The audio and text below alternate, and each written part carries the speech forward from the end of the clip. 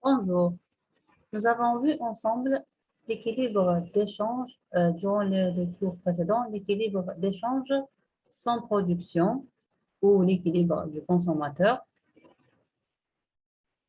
graphiquement et mathématiquement avec le modèle optimum d'échange à travers déjà la loi ou l'identité de Walras, la boîte d'Edgeworth et la courbe des contrats. En fait, je vous ai expliqué dans le cours comment se forme la boîte d'Edgeworth, comme ça, comme illustré sur la figure 3, et les conditions qui poussent les deux consommateurs à échanger leurs biens respectifs dans le but d'accroître simultanément leur satisfaction. Comme vous voyez ici, les courbes d'indifférence des deux consommateurs contiennent, enfin, oui, chaque courbe d'indifférence est une courbe d'utilité et l'objectif du consommateur, c'est de maximiser son utilité, bien sûr. Donc, on voit ici les conditions qui poussent les deux consommateurs à échanger leurs biens respectifs dans le but d'accroître simultanément leur satisfaction, ici graphiquement bien sûr, par la tangence de leur courbe d'indifférence. Comme vous voyez ici, qui forme une lentille, voilà, dans une lentille dans laquelle les consommateurs peuvent échanger d'une manière avantageuse ou bien d'une manière bénéfique dans la zone grise ici. Cette zone est appelée région d'avantage mutuel. Nous avons aussi vu que l'équilibre de l'échange se situe au point de tangence des courbes d'indifférence les plus élevées que puissent atteindre les consommateurs. Et que l'ensemble, voilà, comme le point E, ici c'est un point de tangence, ici aussi, mais le E, ici, il représente, ou bien à ce niveau, c'est le niveau le plus élevé que puisse atteindre les consommateurs. Et ici, on voit que, on a déjà vu que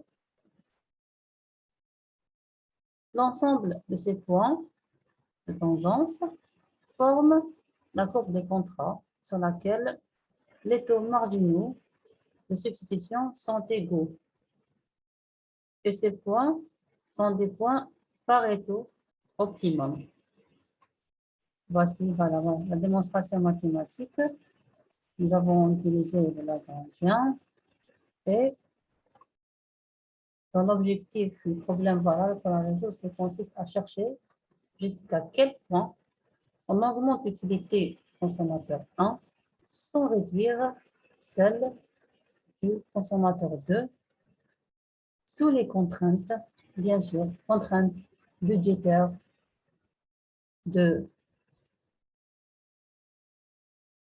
du bien 1 et du bien 2.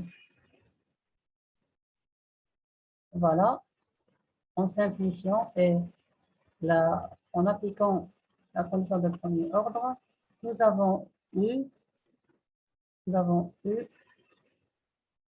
avec bien sûr, si on divise les deux équations, on aura par la suite les TMS des consommateurs sont égaux au niveau de l'optimum. On a vu aussi le noyau ou le cœur de l'économie ici.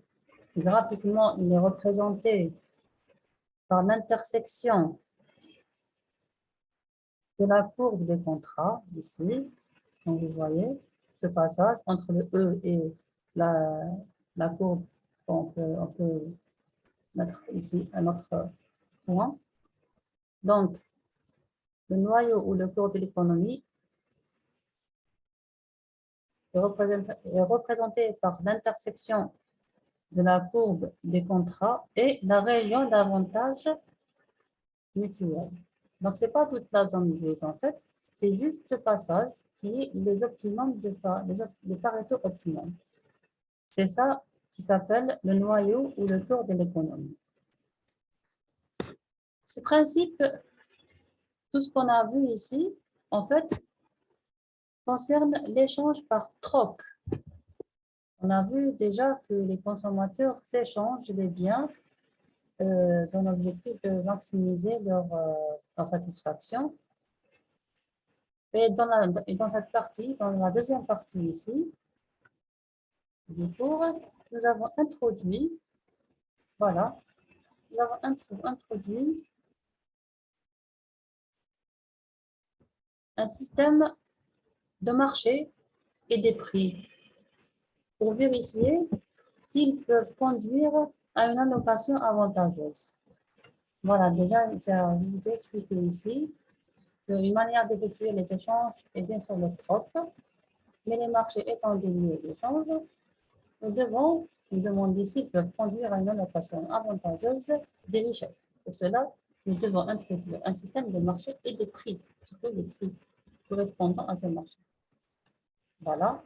Donc, en introduisant les prix, la maximisation d'utilité pour les deux consommateurs nous donne le graphique 8. Ça, c'est la contrainte d'utilité du consommateur 1. On a fait ici la maximisation. Donc, la maximisation d'utilité nous donne le graphique 8 où, pour un vecteur P, qui est P1, P2, Px ou bien Py, bien Px1, Px2, le consommateur 1 maximise son utilité au point F, ici, avec la courbe bleue, tandis que le consommateur 2 maximise sa satisfaction au point H, ici. Il est clair que les deux points appartiennent à la région d'avantage mutuel, mais cette situation, comme vous voyez, ne correspond pas à l'équilibre. Pourquoi? Parce que l'offre n'est pas égale à la demande dans les deux marchés, des biens X1 et X2.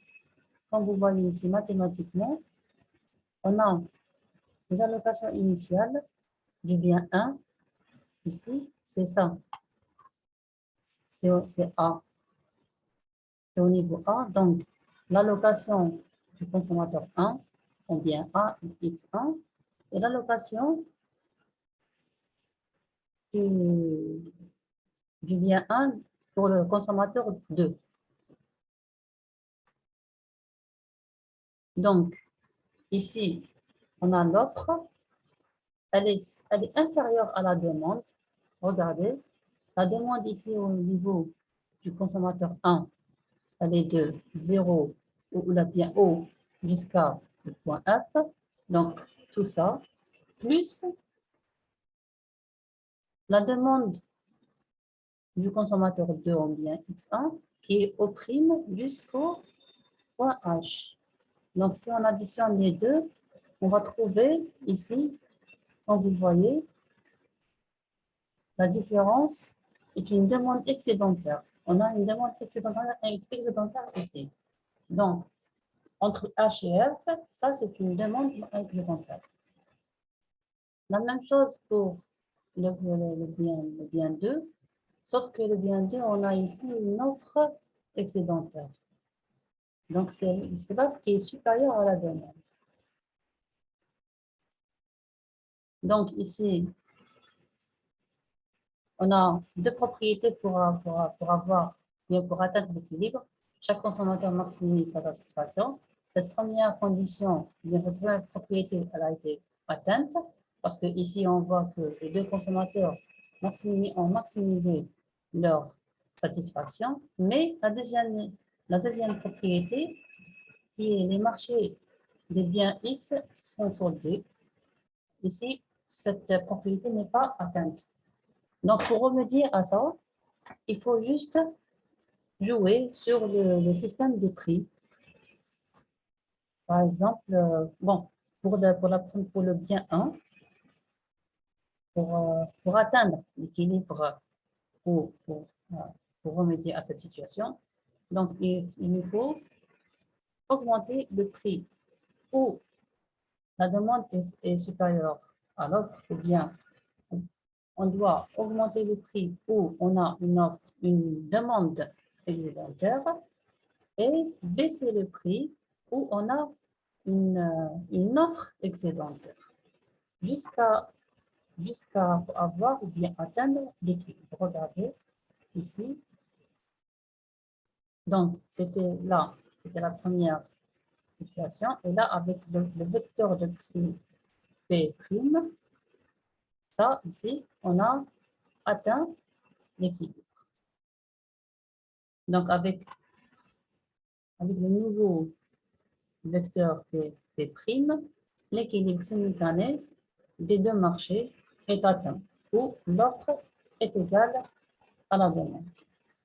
S'il vous plaît, si vous avez des questions sur ce cours, je vous suggère de les envoyer par mail.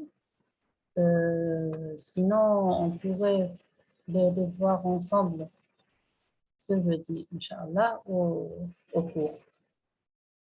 Merci bien.